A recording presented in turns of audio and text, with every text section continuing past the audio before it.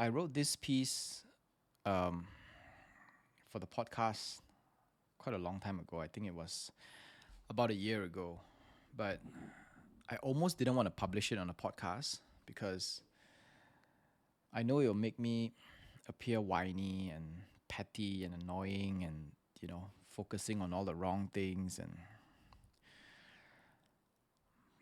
but I decided to share this part of it.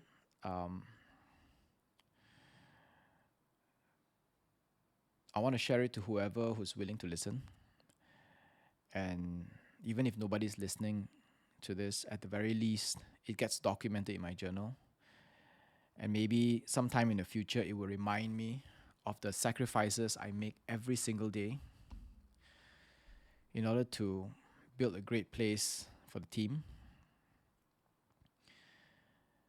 I, I'm not saying this because everyone who wants to be in the same position or who aspires to be in the same position as I am in will have to go through the same journey. Um, I hope that if you would, I hope, I hope that if you do this, if you do become a coach or a captain or a leader in an organization or a team, that you don't have to go through the same journey I did. And I hope that what I said and what I shared will give you an understanding of what to look out for and how to avoid the traps that I found myself trapped in um, for the past 6 to 7 years.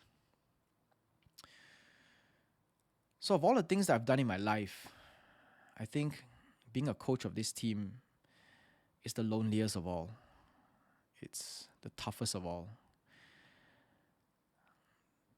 Not because it's filled with challenges, not because we find ourselves in many places where we we are we don't have the upper hand, where we are the underdogs, but because I find myself stuck in a place where I cannot belong in a place where I so painstakingly built. In the early days of my life, I gave up actually a lot of my career for the team. Um, I worked more hours at the team alongside the captain at the time than I did on building my own business. I was struggling so bad to earn just basic income to make ends meet. Um, I remember there were a few people who worked for me. Um, they were always asking questions like, I don't have a direction. I don't know what I want from the company, from the business. I think looking back, it, one of the main reasons was because I spent too much time trying to build the team. I have no idea why I gave up so much for it. The captain was nice enough to help me grow my business in all the ways that he could. He introduced me to wherever business opportunities there are. He gave me some opportunities here and there. I know he only did it because he saw the amount of sacrifices I made and wanted to make sure I don't drown myself in debt just to grow the team that may never reciprocate what I give. I didn't know that at the time. I think I was naive and stupid and idealistic. I thought that eventually the team would see how much I give and would return the favor when I need them the most. But I don't think it has happened, and that's what has been putting me in this very awkward situation for the past few years. As a coach, I can say for sure that I'm often the hated one. Um, I always have to make tough and unpopular decisions because from where I stand, I have to be honest with the direction the team makes and all the sacrifices that the team has to make in order to further that agenda as a collective. and I cannot um, put myself in a position where I have the power to choose and control a lot of things. And because of all these decisions that I make, it actually usually comes at a huge expense of my relationship with individual members. Over the past 7 years, we as a team managed to perfect the formula that creates multiple batches of teammates with unbreakable bonds. Every single basic becomes a family, and they're very tight, they're very close with each other. And even after some of them leave the team, they would still often hang out and spend some of the best, best times of the year together as close friends. But what I could have, what I could always do, the only thing I can ever do is to look at the joy of each batch members from the outside. I would stand in a corner and I would see the great moments that I helped create. Of course, with the team, it's not me alone. But I could never, ever be part of that joy. I was in the first batch of Basic, B1, and my own batchmates rejected me from their group a long time ago. From that time on, I couldn't find a place with any other batch. I mean, the thing about building a strong batch of people, it's a very tribal thing. When they form a batch of people, a group of people that they can trust and they're very close with each other, it's very difficult for them to allow other people in. They're very protective of what they have and the people they have. So they prefer to just keep it like that. So for those people who were rejected by their own batches, most of them will end up leaving the team because they don't find a sense of belonging. So this is the downside of creating a team that is very tight knit and have their own little cliques and batches and groups of friends. If you don't fit in, you just don't fit in, no matter how hard you try. So I am one of those people who don't fit in. In the past, there have been a few people who complained to me about this. And if you're listening, I can tell you this. I am one of you. I am one of those who does not belong anywhere. I am one of those rejects.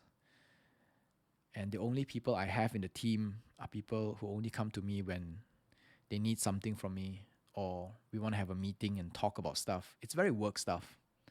And beyond that, there is absolutely no connection.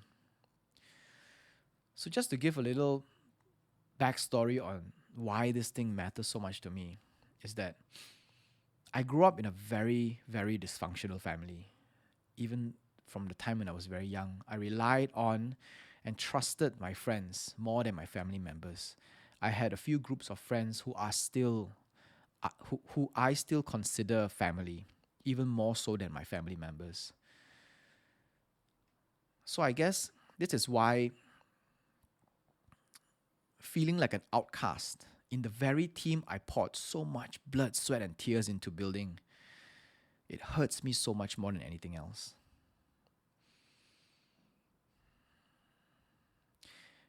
I want to believe I'm not that hateful as a person. I mean, I'm the kind of person who, there are those people who walk around forcing the world to accept who they are. They're like, you know what, fuck this is who I am. You either accept me or, you go find some other friend. I'm on the other end of the spectrum. I'm the kind of person who always think that I'm not good enough for anyone. And I'm the type who always scrutinize every little thing I do, even from the time I was young. I blame myself for everything that went wrong. Well, mainly because being in a dysfunctional family, I always thought that, the reason why your parents argue is because of you, right? I mean, why else would they argue? It's always someone is scolding you for something and the other one is protecting you, and then they start arguing, they're fighting, and they start throwing chairs at each other. So you feel responsible for everything that happens, everything that goes wrong. So I've always been forcing myself to be a better person to everyone else around me, kind of like a people pleaser. But yeah, I mean, if you don't understand, you just don't understand, right? That's how it is. If you don't empathize with who I am, you just don't feel it. So I'm very critical of myself every single day. Uh, and my only hope is actually to be normal enough that society would accept me as a normal person. Um, I feel I feel so bad when people do things for me that I have to thank them 1,000 times. I always put myself in a position where I'm the one who's at a loss because I know that I can just take it and just walk away. I won't like nitpick on it, and I won't make a big fuss out of it. As opposed to me being the person who gains something at someone else's expense. It's a very stupid thing because at 40 now, I'm still in this kind of position where I don't know. It's just fucking shit, like, you know. So anyway, I want to believe, right, that after 40 years of trying to fix myself, I could at least get something right. At least people would accept me as a normal human being. I want to believe that. I want to believe I can at least do that right. To all the people who aspire to be coaches and captains and leaders of teams, I just want to let you know one thing. This position is a curse. At least to me, it's a curse. Had I known, 6 years ago, I took up this role because the team needed help. The team was too small. The captain needed help. And I had some experience coaching people in the past. So I thought, I just help out a bit. And then I got my hands deeper and deeper in the mud. And I got, wetter and wetter. And, before I knew it, I was like all in. In hindsight, I think it's the worst decision I've ever made. After sacrificing so much for the team, I stand alone in a sea of some of the best relationships I helped build, and I cannot be part of any of them. If I had just kept my head down, right, and just stayed as a regular paddler and a member, maybe, just maybe, my batchmates would see me differently. Maybe they would see me as equals and not someone who's an outcast, labeled as someone said this the other day. He said, "You are management, I'm just a coolie to me." I don't know how to respond to that. I I think it came from a position where I see myself in a position of power that I can do whatever I like. And he was in a position of no power, and he is at the will and mercy of me and everybody else with power. I just want to say to you, it can't be further from the truth, really. I mean, I don't want this. I never wanted this. I never thought I was good enough. I still don't think I'm good enough.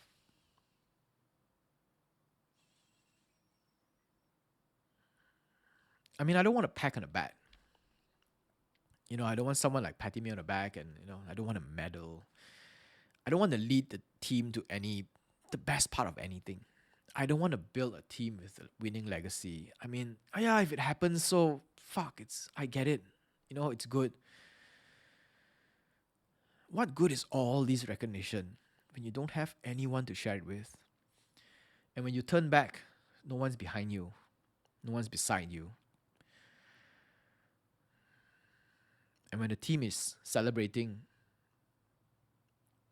all you can do is just stand at the side and clap for them. I guess all I want is to be able to sit under the shade of the tree I helped plant.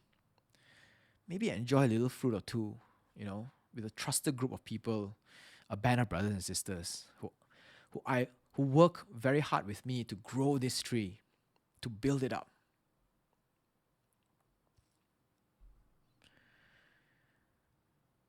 Maybe after I stop, maybe after I step down as a coach, maybe people will stop treating me as their enemy.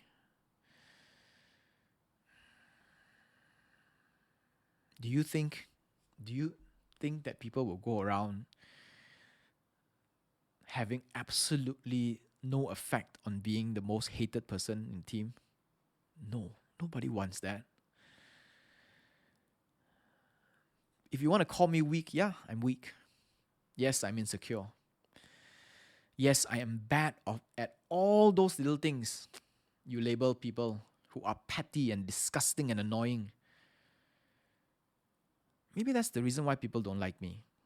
Because I'm weak, because I'm insecure, and because I'm bad at all those stuff.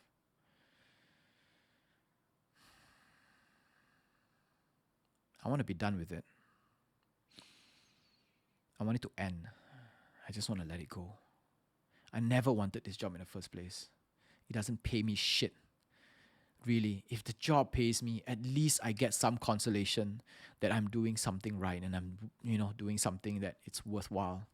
Fucking hell, I'm losing so much. I'm putting so much of opportunity of my life on the table because of this team. And at the end of the day, I don't think I'm getting anything back from it.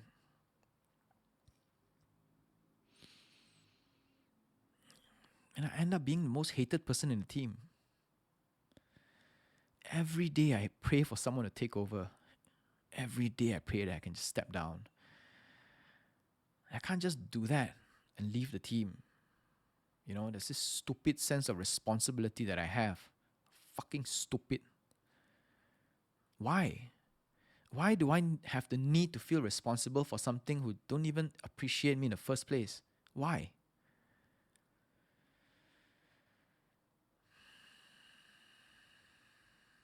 I just want to move to a place where I feel like I belong. I need that band of brothers and sisters. Because that is the world I believe in. I believe that you need people to take care of you. And after spending 7 years, countless hours in this team, I'm not getting any bit of it.